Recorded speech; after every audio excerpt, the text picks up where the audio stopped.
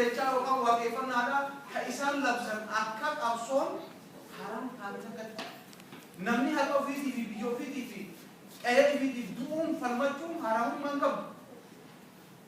Shekkoonni keenya hayyoonni keenya karaan nuka kaasuu dhabaniiti arra wal nu lagachiisaa jiran.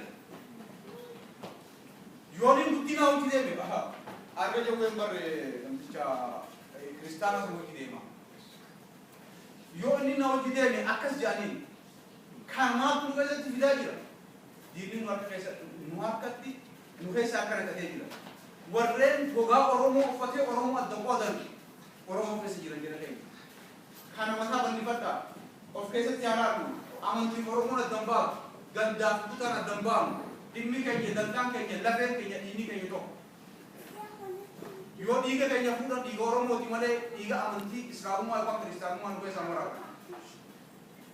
Amantiin keenya kan fudhanne kan boruutti duubnu itti qaamusan karabbitti nu gaafatu baaqnitti nu gaafatu garuu dhimmi waloodhaa takkaanu qabdu tan biitti keenya dura sammaa jirtu ta'e ilmaan keenyaa fi abbootii keenya itti dhumaa jiran kan ilmaan Oromoodhaa qabsoo kanarratti wareegamaniif Oromiyaa saniif sankumaa qabuun deemaatti jedhan nyaalee qabannu dhimma amantii fi gantummaa fi kutaadhaa san boodatti nu aantu Oromoon aadaa kana qabaachaa turre san Somaaliyaa keessatti ilaalaa turre amantiin addan baamu kutaan addan baamu gandaan addaan hin baamu garuu harka diinaa kan keessa jiru kana if keessatti ilaaluun gaariidha.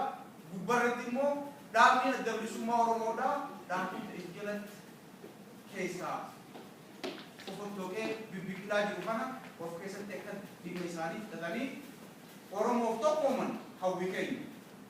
Bishaan guddaan yaa'u yoo adda ba'e magata ta'eera.